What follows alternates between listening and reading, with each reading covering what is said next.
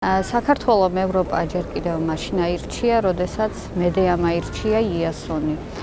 ეს არის ჩვენი ისტორიული, ეკონომიკური, პოლიტიკური არჩევანი.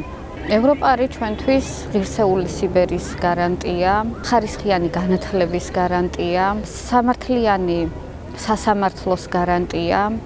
ევროპა ჭირდება ჩვენ იმისთვის, რომ არ გვეშინოდეს საქართველოში დაბერების.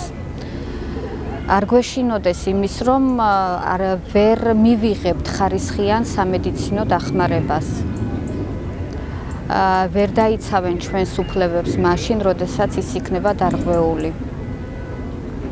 ჩვენი უსაფრთხოებისთვის პირველ რიგში, ჩვენი ფიზიკური გადარჩენისთვის, როგორც ქვეყნისთვის, ეს არის უმნიშვნელოვანესი, იმიტომ რომ დღეს საქართველოს ყოფნა არ ყოფნის ბედი წყდება და ვინ და რა თუ არა ევროპა.